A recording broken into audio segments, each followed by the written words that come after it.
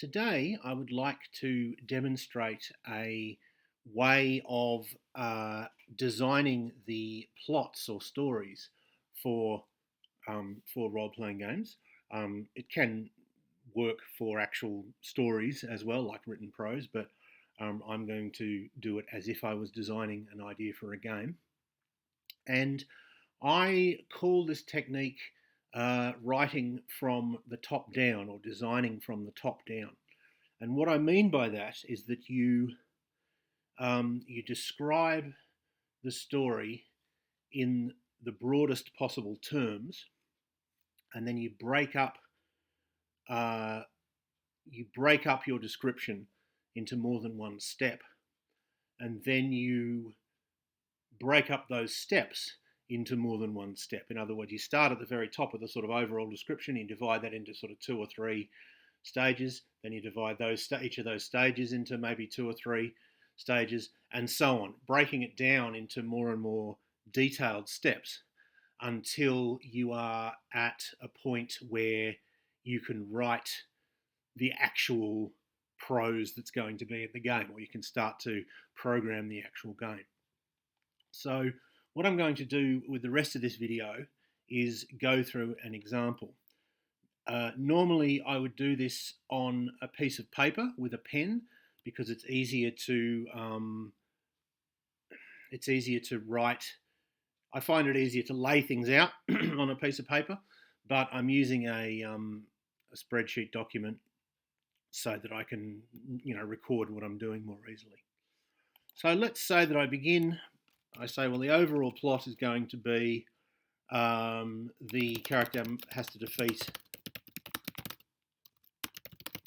an evil cult, right? Fairly standard sort of, let's say, fantasy plot. Normally, of course, I'm not going to go through the stage, but of course, normally I would immediately save that. I'm not going to save as we go, but of course, it's very important that you do save as you go. And of course, this is all going to be done in a few minutes, whereas in real life, this might be done over several weeks or even months. So after I write the character has to defeat an evil cult, that might be all that I can come up with for the day. I have written quite a lot of stories and poems, and I quite often sit at my desk for an hour and realize, wow, I've been here for an hour and I haven't written a single word. That's quite normal. You just have to find a pace that you're comfortable with and get into the habit of writing. So don't think that because I'm sort of going to do this all in one hit that I'm saying that it would be normal to come up with a final plot in one hit. In fact, it probably wouldn't. So let's say I say, okay, the character has to defeat an evil cult. Well, how can we break that into more than one stage? Well, let's say there's two things the character has to do. They have to defeat the cult leader, and they have to defeat the power of the cult. So let's say the cult is a sort of powerful institution. It has money, land, members, whatever the resources are.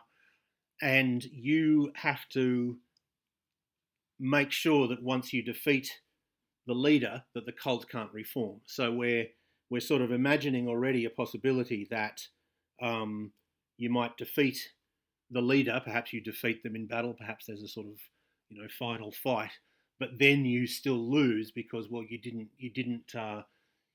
take the time to, or you weren't able to, lose them their money, and you weren't able to lose them their land. You weren't able to turn people against them and stop them recruiting members, and so on and so on.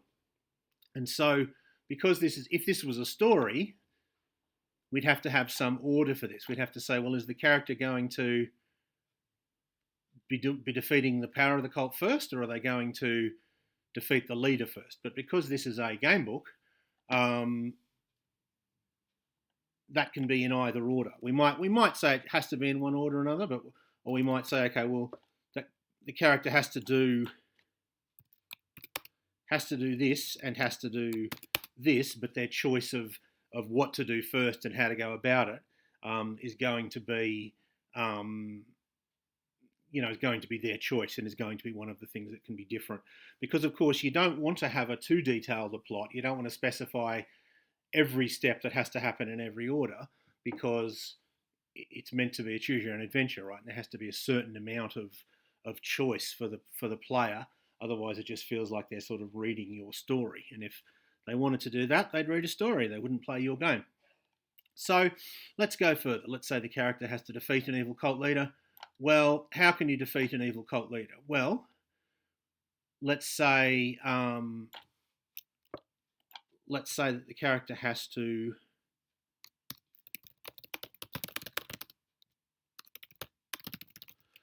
gain the trust of the cult leader, and they have to find out the cult leader's secret. Now, that could be some sort of, because this is a fantasy world, of course, cult leaders claim to have sort of, great powers in the real world.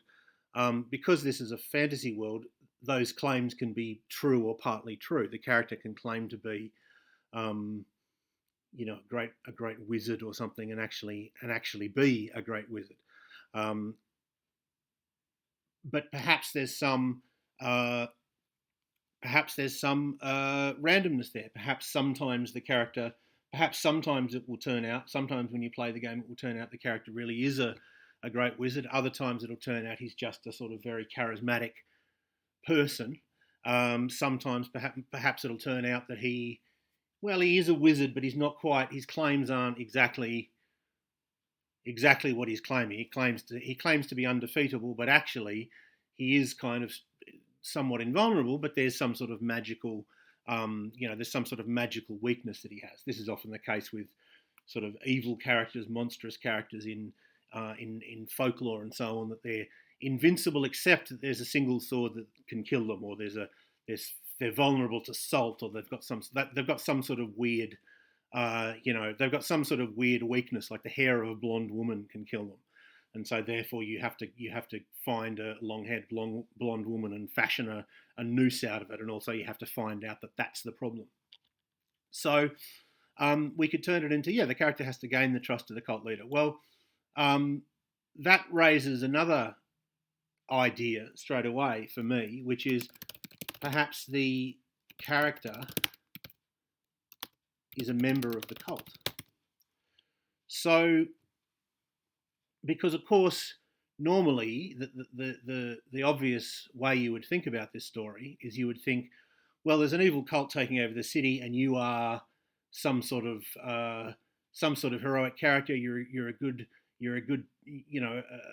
a sort of agent of the fairly good government. You're a spy. You're something like that. We want you to go in and infiltrate the cult. But of course, maybe that's not true. Maybe you start as a priest of what you think is a very benevolent religion, and you're doing very good things. And only throughout the story do you find out that maybe this isn't as benevolent an organisation as you thought.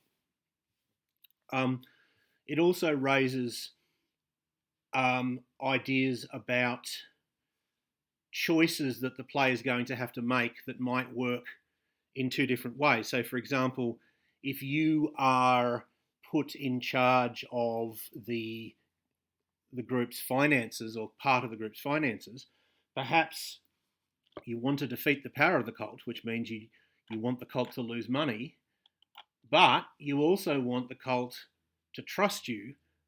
And if you lose money, they're less likely to trust you. So it's easy to think of sort of trade-offs and play-offs that might be interesting that can happen there, where you have to help the cult a little bit, enough that they don't suspect you of being against them, but that this is also, in doing that, you're working against this other objective of sort of thwarting the cult from spreading. Another possibility, perhaps the character is a criminal. Perhaps this is a sort of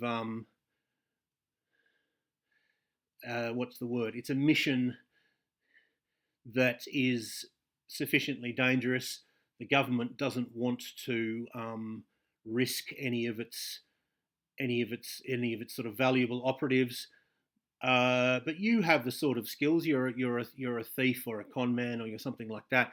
You have the kind of skills that would be useful, but they don't really care whether you live or die. So having caught you, they give you they give you this option. If you try and or if you successfully thwart this cult, well, we'll forgive you all of your crimes and we'll let you off. And that, of course, raises another possibility that perhaps you can, perhaps as a criminal, perhaps you don't necessarily see that as the only way out. Perhaps you can, find some way to steal the cult's treasury and sort of sail away and leave the cult and the government behind, and perhaps that would be victory for you. So you could. So already we're sort of thinking about different types of characters that could be the main character of the story, and you could settle on one. You could say, well, having the character be a criminal is much more interesting than any of the other options. So I'm just going to say that's what's happening. Or you could say, well, there's different possibilities. Perhaps you have a choice. You can be an agent of the government, and that gives you particular skills and resources. You can be the equivalent of a policeman, perhaps, or the equivalent of a sort of detective or something like that. Perhaps you're a private detective or a private agent who's hired by a wealthy person whose child has become involved in the cult or something like that. Perhaps the children of a noble hire you because the noble is becoming involved with the cult and is giving away all their money. Perhaps you're a criminal, and then that would give you other resources, but other disadvantages. You're not respectable. You can't there's particular places you can't show your face, and there are people people in the underworld who know who you are, and so on and so on. And so you might end up going with one particular idea, or you might end up having that as one of the sort of character options. So let's have a look at this. The character has to find out the cult leader's secret.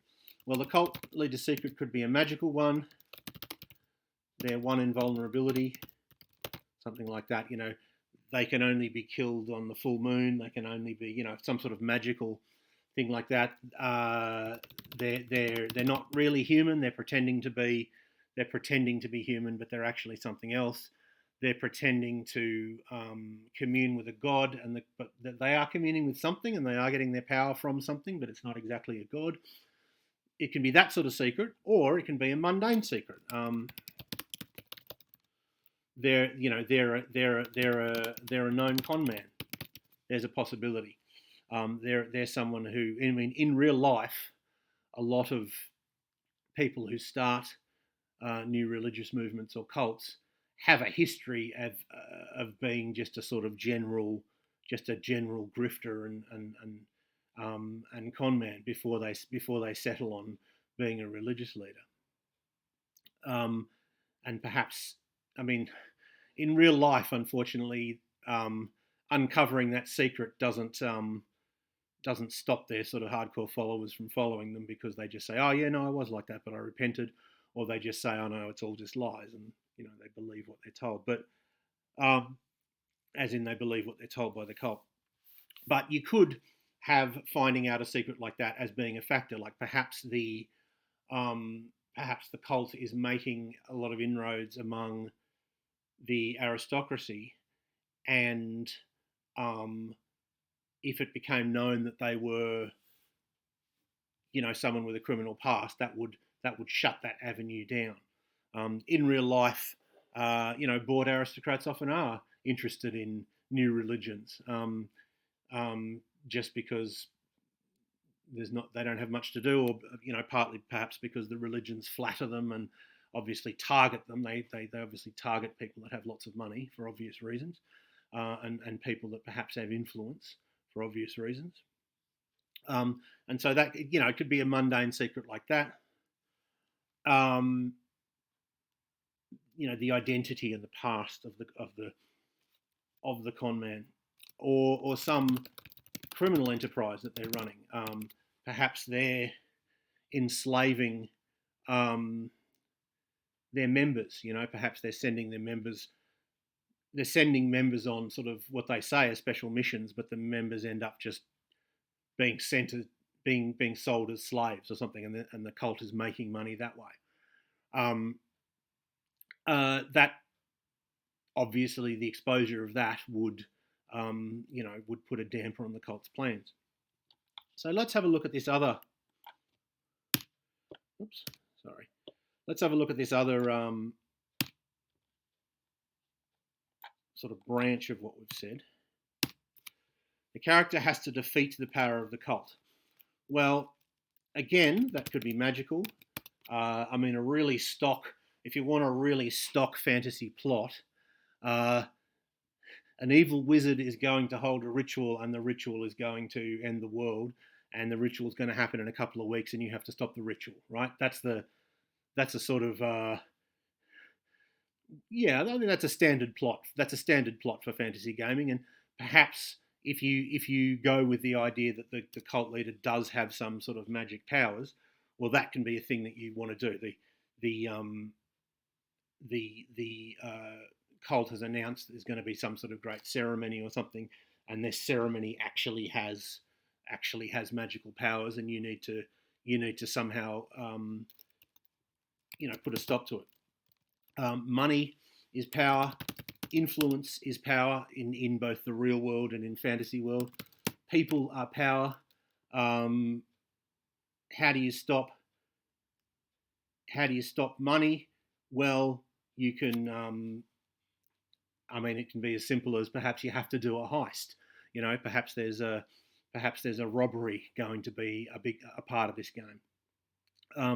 How do you stop influence? Well, that's partly about exposing the nature of the cult can stop influence, but also perhaps you have to spend time talking to other political factions in the city. Why is this guild supporting the religion? Well, they're supporting the religion because the religion has promised to increase the influence of this guild in some particular way. Perhaps there's a profession that is traditionally sort of outcast and very lowly regarded.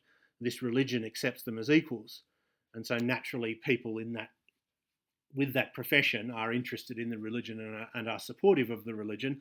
And if they have an organisation, if they have a guild, as often is the case in fantasy, as in real life, then of course that guild is probably going to have its power behind the religion. And so what does that mean? Well, maybe we can convince the government of the city to grant concessions to these people so that the religion is not the only people who support them, right? Perhaps we can show that the government is on the side of this guild, and that will stop stop the religion having so much power. Or perhaps it's very direct. Perhaps it's just we have to burn down their guild house. We have to actually fight this guild. Yes, their cause is just, but sorry, we've got to stop this cult taking over, and that might mean we have to assassinate you.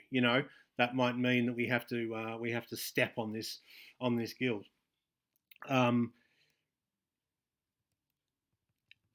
It's worth sort of asking, influence among who? Does this religion appeal to the poor? Does it appeal to the wealthy? Does it appeal to people who feel that their talents are not recognised? Which is often true of a lot of real life cults. Often that it's people who feel that they're not given a fair chance to sort of express themselves, or they're not sort of given the recognition that they deserve to get, or they're not given the chances to show what they can do. People like that are often interested in ideologies, whether religious or political, that sort of promise, that say, well, yeah, we see you. The world doesn't see you, but we see you. We appreciate your talents. We we'll give you a chance to shine, and we'll give you your rightful place. We value what you have, even though the world doesn't. You often find that musicians are particularly prone to join, to be interested in new religions. In my experience, of course, actors are there's a famous sort of connection between actors and Scientology, and that's partly because Scientology has made an effort to get actors, but I think it's also just because of the nature of being a creative person and often feeling, feeling unappreciated. I mean, I felt the same thing. I often felt like I write or I make music, and it doesn't sort of, I'm disappointed with the reaction that it gets, and I can see that if there was an ideology that said, well, we respect the artist, we that would have a certain appeal to me. I think I'd be skeptical for other reasons, but I can see the appeal of it. Anyway, so are they trying to influence artists? Is that something you have to stop? Are they influencing the poor? Are they influencing the wealthy? Are they influencing people for sort of selfish reasons? Is it a sort of is it a transactional thing where they'll help you in your career? If you join them, you'll be part of the club, and that gives you business opportunities. Or is it a more nebulous, a more nebulous sort of promise that you'll be appreciated? What other sorts of power? So the character has to defeat the power of the cult. Well, let's say that we're going to divide that into various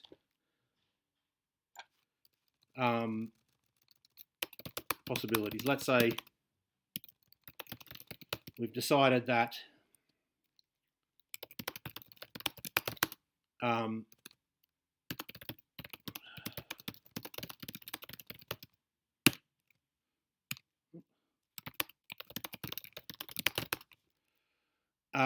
the character has to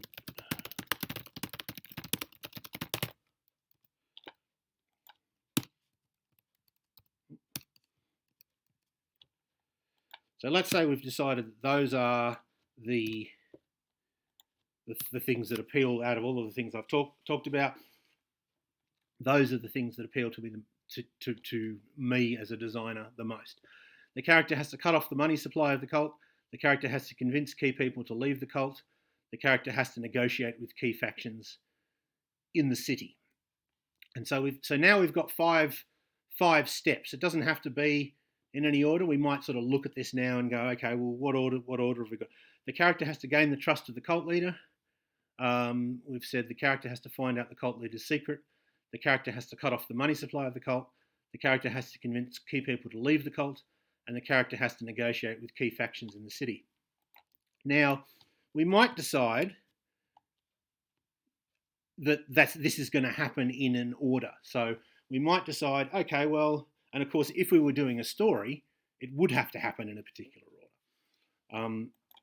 So we might say, okay, so the character has to first be admitted into the cult, and then they have to, let's say, deal with the money supply, and then, let's say, finding out the cult leader's secret will be the last, because they have to sort of rise within the cult.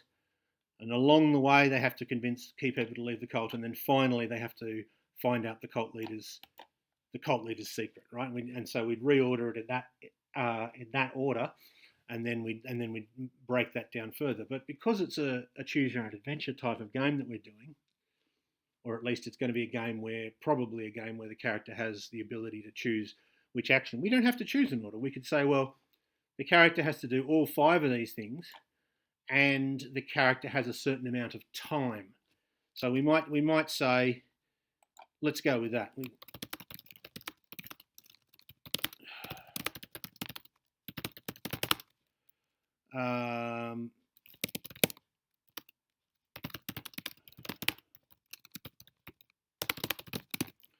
So we're going to say the character must choose between different missions given a limited amount of time.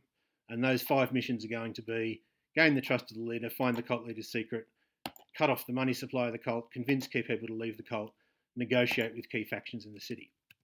And so now we're imagining a sort of sandbox type of adventure where the character says, right, or the game says something like, okay, this is day one, or this is week one of your mission, and here's 20 different things you could do. You could try to make the acquaintance of members of the cult just on a street level.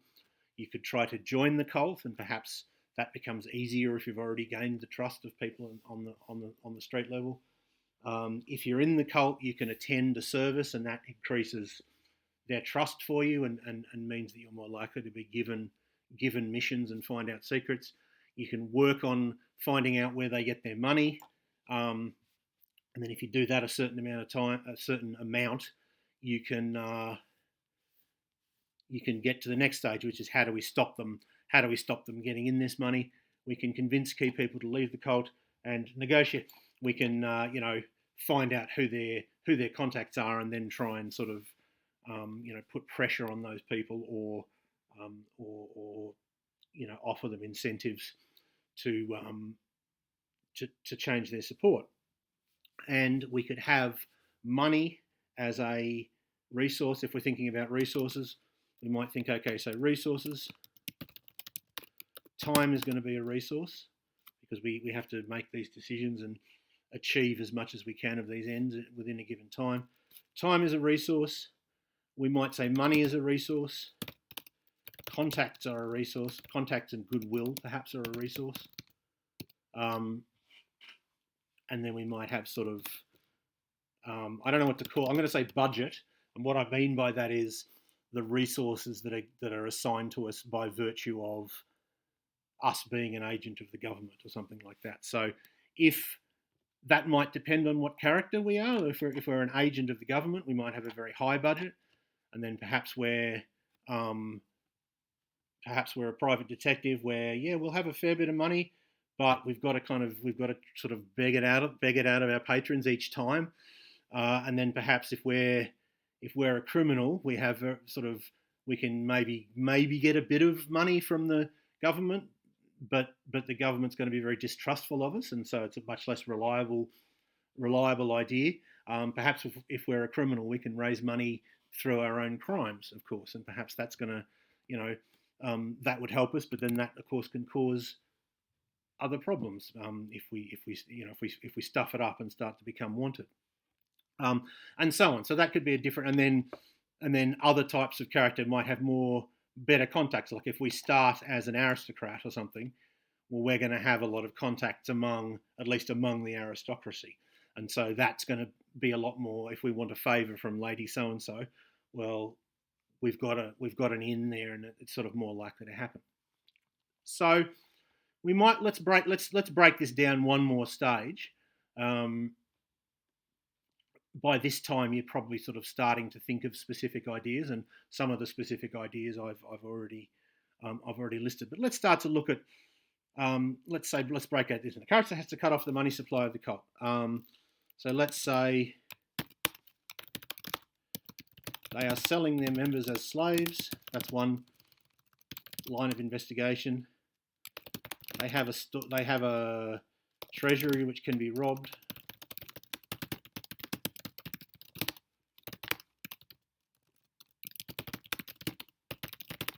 So one of the things we could do is if we infiltrate the cult, we might end up getting assigned to be a guard there, and that's obviously going to make robbing the place a lot better. They get donations from wealthy members. So if we spend a bit of time making friends with or making contacts among the aristocracy or merchants or something like that, we can find out who's funding them, and then we can either convince people, or perhaps this is a bit of a darker type of game book. Perhaps we're going to lean on them and say, look, you're not going to give them any more money, or you're going to disappear. And perhaps that's a thing we can do, and perhaps that is a very effective ploy, but it doesn't help with goodwill. You do that, and then of course they're going to tell all their friends, and so you're going to suddenly find the aristocracy aren't listening to you in the way that they were. Or perhaps we can, go full black ops, and we just have to burn down the guy's house. We just have to, make him not have the money to give to those people. And again, perhaps that's a very effective idea, but a very risky one. If we get caught, perhaps the government will disown us and say, well, we didn't tell this agent to do this. He went rogue, or perhaps especially if you're a criminal, but even if you're an agent, you might not, get complete protection if you go around doing stuff like that. And so let's break down another one. The character has to convince key people to leave the cult. Well, I've already said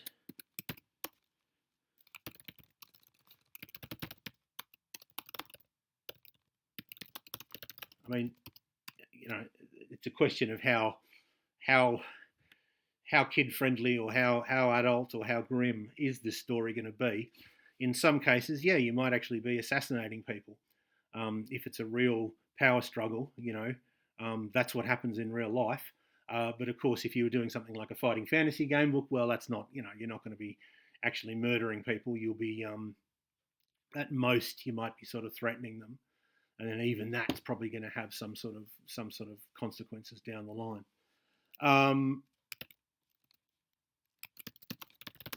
You could have that some people are being blackmailed. You could have some people joining for good reasons. Like I was saying before, that if there's an outcast group in the society, and the religion accepts those people as equals and promotes their cause, well, naturally people in that group are probably going to tend to support the religion, and that's quite a, that's not evil. They're not evil. They're not stupid. That's quite a reasonable idea, and sort of can be quite the intelligent choice. And so, what are we going to do for that? Well, perhaps we can convince the government to meet their needs and say, well, look, we're gonna keep having this problem. We can deal with individual people, but if I don't know what's an outcast, butchers. There's a group that were really outcasts. In Japan, at least, butchers were outcast. You might say, look, we can deal with individuals and we can sort of stop, particular threads, but if butchers keep being outcasts, then butchers are going to keep supporting whoever promises to treat them as equals, right? And in the long term, what we have to do is kind of raise the status of butchers and remove that grievance from them. And that might be, a sort of another option that you can do. You can be sort of lobbying the government, but then maybe that only works if you've got a hell of a lot of goodwill, and it sort of takes, you've got to kind of show results. Perhaps you've got to sort of show immediate results first, and that builds up your goodwill. And then that goodwill, once it's high enough, you can afford to sort of lobby the government, or you can do so successfully, at least. So yeah, a lot of thinking about a game book, as you've probably noticed, is thinking about what are the resources going to be, and what are in particular, what are different dilemmas that I'm going to have in terms of the resources. So what's a thing that might get me money but might hurt my goodwill a lot, or it's going to give me goodwill with one group of people but lower my goodwill with another. If I make a habit of sort of intimidating and threatening key people, that's probably going to get me quite good results in the short term, but it's going to lower their willingness to work with me in the long term, and it's going to, maybe that's going to hurt my ability in the long term. So I'll leave it there, but the next step, of course, would just be, okay, they're selling their members as slaves. Well, let's look at stages of that. Well, you have to find out. Do you find out or get sold yourself? That can be a sort of bad way to find out. And then you, if you find out yourself, you have to escape, of course.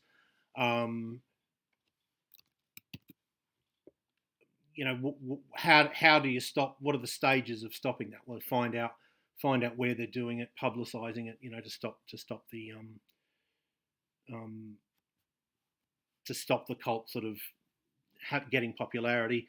Perhaps you have a trade-off there. Perhaps you can say, well, are we going to keep this secret and investigate it till we can shut it down, or are we going to announce that this is a thing that's happening? And if we announce that it's a thing that's happening, we will immediately thwart the cult because, of course, they'll be less popular. It'll make people less likely to join, but they will deny it and they will shut down their operation, and they will probably keep selling people as slaves, but they'll sort of hide the evidence of what they're doing now, and that'll make it harder to investigate. And of course, that's a dilemma that real investigations sometimes have. So that's another possible trade-off, and therefore another good good element for gaming. So, and so you would keep going on there until you you might get to the point of saying, okay, well, I actually think I have an idea for a few different characters and how they could start to be assigned their game. So I'm going to start working on that. I'm going to start working on the specific part of the on specific paragraphs and on specific wording and so on. But if not, you just keep going. You keep breaking down each stage into different stages until you get to that point of writing individual paragraphs.